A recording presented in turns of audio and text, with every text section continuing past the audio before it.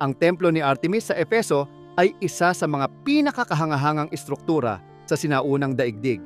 Matatagpuan ito sa Ionia, sa kanlurang baybayin ng kung ano ngayon ay Turkey.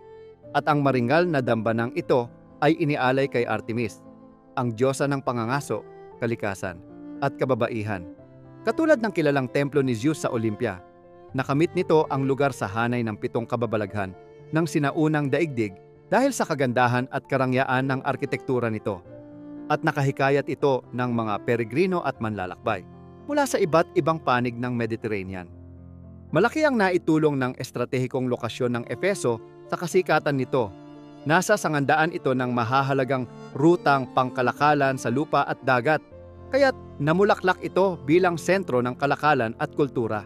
Dahil dito, umunlad ang mga institusyong panrelihiyon at naging pinakatanyag na sagisag ng lungsod ang templo ni Artemis. Higit pa sa isang lugar ng pagsamba, nagsilbi itong pangunahing sentro ng gawaing pang-ekonomiya at palitan ng kultura. Nagtipon ang mga deboto mula sa malalayong lugar sa harap ng mga tarangkahan nito upang maghandog sa diyosa, lumahok sa mga sagradong ritual, at makisali sa masiglang kalakalan sa paligid ng dambana. Ang pinagmula ng templo ay nag-ugat pa sa pinakamatandang panahon. Bago pa man dumating ang impluwensiyang Griego sa rehiyon, ipinapahiwatig ng mga sinaunang ebidensya na dating tahanan ito ng isang kulto ng kasaganahan bago pa ang panahong Heleniko, marahil kaugnay ng mga lokal na Diyos na sumasagisag sa kasaganaan at muling pag-usbong. Kalaunan, nang dumating ang mga naninirahang Griego, ipinag-isa si Artemis sa mga mas matandang tradisyong Anatolian at naging pangunahing katauhan ng Diyos sa lugar. Ilang ulit na itinayong muli ang templo, na hindi lamang sumasalamin sa paglago ng ekonomiya ng lungsod, kundi pati sa patuloy na pagnanais na parangalan ang diyosa sa pamamagitan ng mas magagarang estruktura. Isa sa mga pinakakilalang tampok ng templo ay ang dambuhalang estatwa ni Artemis na nakalagak sa loob ng sagradong bakuran.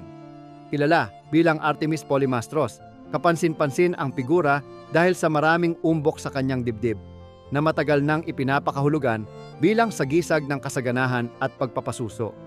Bagaman maraming iskolar ang nagsasabing ito ay maraming dibdib, may ibang teoryang nagsasabing kumakatawan ito sa mga bayag ng toro na nagbibigay diin sa papel ni Artemis sa siklo ng buhay at muling pag-usbong ng kalikasan.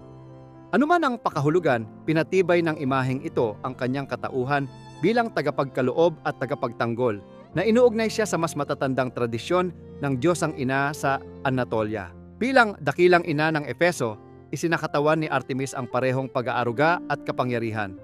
Isang banal na katauhang sinasambalampas sa karaniwang panteon ng Gresya.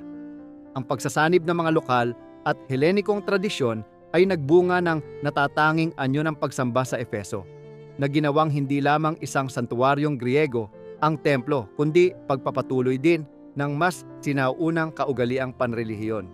Sa pananaw ng arkitektura, obra maestra ng gawang marmol ang templo ni Artemis. Ang napakalaki nitong sukat at masalimuot na dekorasyon ay nagpatanyag dito bilang walang kapantay na kababalaghan sa panahong iyon. Pinalamutian ng masisilang ukit ang mga haliging ioniko na sumusuporta sa marangyang entabladong hitik sa mga mitolohikong relief. Pinaniniwalaang may mga bahagi ng gusali na pininturahan ng matingkad na kulay. Ayon sa tradisyong Griego, na pagandahin ang mga estatwa at templo sa pamamagitan ng makukulay na pintura upang mas mapatingkad ang dating nito. Ang pinakatanyag na bersyon ng templo ay ipinagawa ni Croesus, ang mayamang hari ng Lydia, at natapos noong ika-6 na siglo bago ang kapanganakan ni Kristo. Taglay nito ang mahigit sa 100 napakataas na mga haligi, at sa pamamagitan ng proyektong ito ay itinanghal ang Efeso bilang isa sa mga pangunahing sentrong panrelihiyon ng mundong Heleniko. Gayunman, noong taong 356 bago ang kapanganakan ni Kristo, isang malagim na pangyayari ang tuluyang nagbago sa kasaysayan ng templo. Tinilaban ng dambana sa pamamagitan ng sinadyang panununog na nagwasak sa malaking bahagi ng sagradong gusali. Ang salarin na ipinagbawal ng mga sinaunang taga-Efeso na banggitin o isulat ang pangalan ay naghahangad ng kasikatan sa pamamagitan ng pagwasak sa isa sa mga pinakadakilang monumento ng panahon. Malalim ang pinsalang dulot nito hindi lamang bilang trahedyang panrelihiyon at arkitektural, kundi bilang pag-atake sa pamanang kultural ng mundong Mediterranean.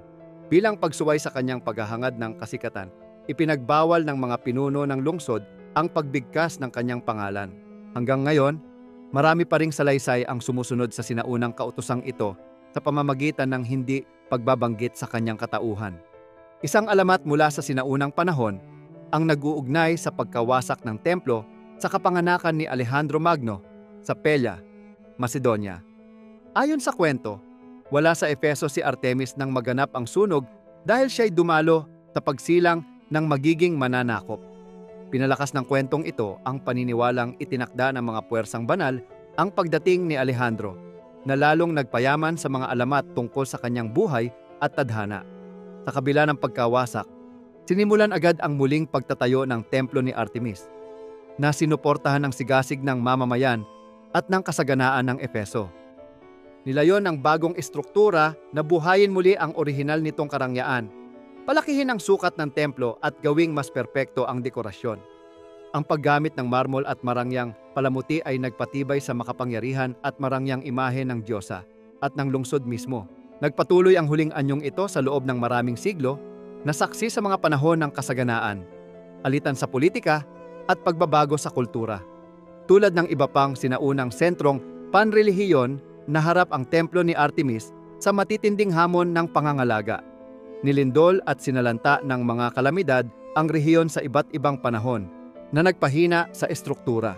Dagdag pa rito ang mga digmaan at pandarambong na nagpabilis sa pagkaluma nito. Sa paglaganap ng Kristyanismo, unti-unting nabawasan ang kahalagahan ng pagsambang pagano na nagbunsod ng pagpapabaya rito at kalaunan ng paggamit ng mga materyales nito para sa bagong mga gusali. Mula noon, nagkalat ang mga labi ng dambana, natabunan ng mga guho at ng paglipas ng panahon. Bagaman hindi na napigilan ang pagguho ng templo, nanatiling buhay ang pamana nitong artistiko at espiritual sa paglipas ng mga salinlahi. Sumulat ang mga historiador at manlalakbay ng panahong iyon ng mga tala na naglalarawan sa pambihirang karangyaan ng gusali, na tumulong sa pagpapanatili ng alaala nito. Nagtagumpay ang modernong arkeolohiya sa pagtukoy ng mga bakas ng templo at ng bahagi ng mga pundasyon nito, na tumulong sa bahagyang muling pagsasaysay ng kasaysayan at ng impluwensya nito sa mga sumunod na gawaing arkitektural. Ang mga paghuhukay na isinagawa nitong mga nakaraang taon ng mga pandaigdigang pangkat kasama ng Austrian Institute of Archaeology ay nagbigay ng hindi pa nagagawang kaalaman hinggil sa templo ni Artemis sa Efeso. Kabilang sa mga pinakamahalagang natuklasan ang karagdagang mga piraso ng mga haliging iyoniko at mga kapitel na nagbigay liwanag sa mga aspeto ng muling pagtatayo ng dambana matapos ang sunog noong taong 356 bago ang kapanganakan ni Kristo. Nadiskubre rin ng mga mananaliksik ang mga labi ng masalimuot na sistemang paagusan na nagpapakitang nagsikap ang mga tagapagtayo na protektahan ang gusali laban sa madalas na pagbaha sa rehiyon. Ang mga piraso ng seramika, maliliit na estatwa at maliliit na handog na nahukay mula sa mga pundasyon ay nagpapahiwatig din ng mga kultong panata para sa kasaganahan at proteksyon ng kababaihan, na muling nagpapatibay sa mahalagang papel ni Artemis para sa mga taga-Efeso. Kasama ng mga sampol ng lupa, tumutulong ang mga ebidensyang ito na maunawaan ang magkakasunod na yugto ng pagtatayo at pagsasaayos ng templo. Gayon din ang matatag na debosyong sumuporta sa kahangahangang dambanang ito sa loob ng maraming siglo. Lumampas ang pangkulturang impluwensya ng templo ni Artemis sa mga hangganan ng Efeso at ng mismong sinaunang panahon. Mula sa pananaw ng estilo, ang laki ng mga haligi at ang kasopistikadong dekorasyon nito ay nakaimpluwensya sa parehong mga artistang Helenistiko at Romano, at nasasalamin din sa mga kilusang kultural ng Renasimiento at Klasisismo makalipas ang maraming siglo. Kahit bilang guho, patuloy pa ring nagpapatotoo ang templo ni Artemis sa katalinuhan ng tao at sa kapangyarihang taglay ng relihiyon sa mga sinaunang lipunan. Ipinapakita ng mga kwento ng pagtatayo, pagkawasak at muling pagtatayo nito ang kakayahan ng isang bayan na harapin ang mga hamon at ipagpatuloy ang mga tradisyong umaalingaw-ngaw hanggang sa kasalukuyan.